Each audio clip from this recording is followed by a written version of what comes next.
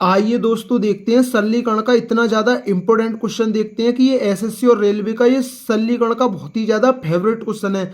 और मैं आपको बता दूं, मैं इस क्वेश्चन को आपको दो तरीके से बताऊंगा। मैं दो तरीके से इसलिए बताऊंगा क्योंकि मेरा मकसद यही है कि ये टाइप आपके अच्छी तरीके से क्लियर हो जाए, क्योंकि ये एसएससी और रेलवे में आगामी परीक्षाओं में जरूर देखने के लिए मिलेगा ये क्वेश्चन, क्योंकि ये एसएससी का तो बहुत ही ज़्यादा फेवरेट है।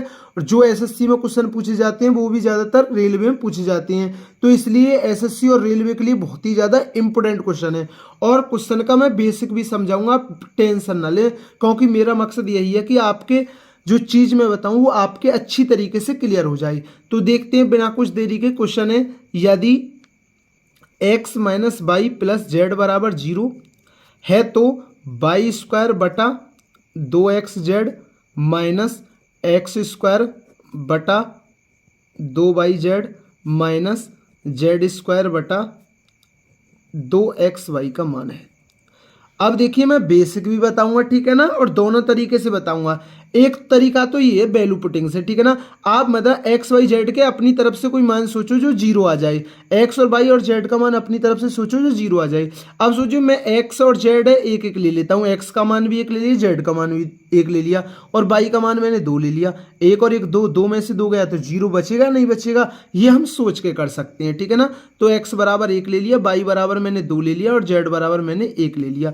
अब इस मान को रख दीजिए, ठीक है ना। अब बाई का मान कितना है 2, तो 2 का वर्ग। अब देखिए 2x का मान 1 है और z का मान भी 1 है माइनस।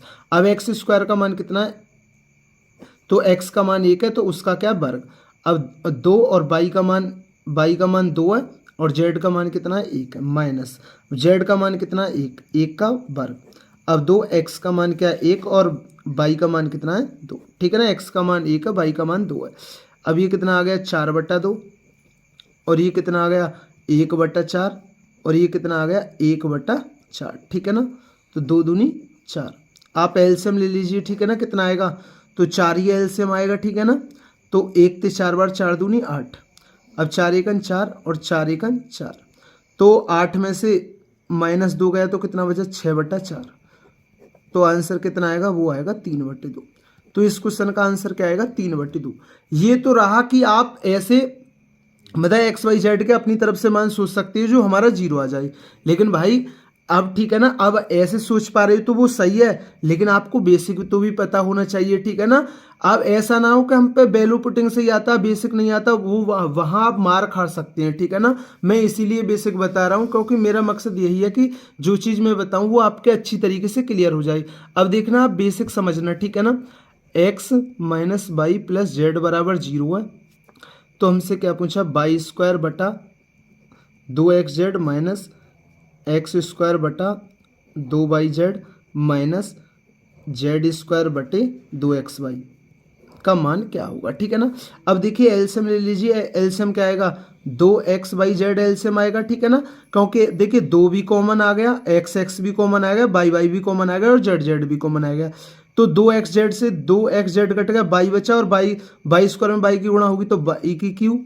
अब जैसे 2yz से 2yz कट गया, x की गुणा x स्क्वायर में होगी तो x का क्यू, और यहाँ क्या आ जाएगा z का क्यू आ जाएगा, ठीक है ना।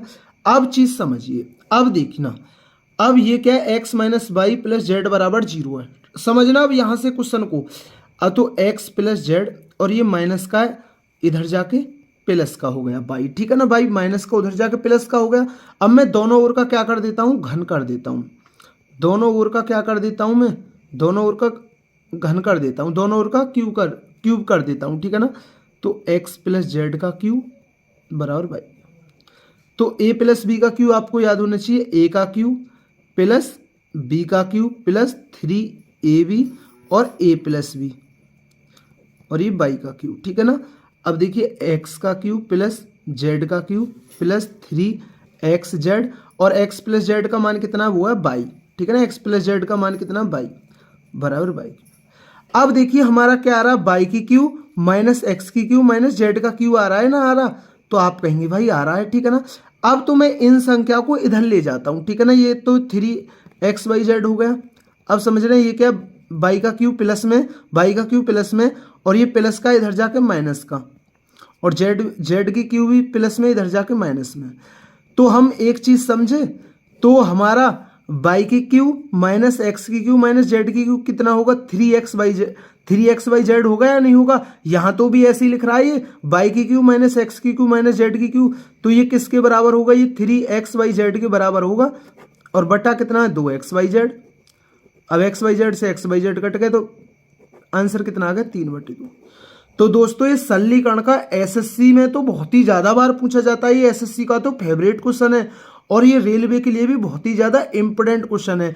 देखिए मैंने दोनों तरीके से समझाया क्योंकि मेरा मकसद यही है कि आपके जो चीज मैं बताऊं अच्छी तरीके से क्लियर हो जाए, ठीक है ना।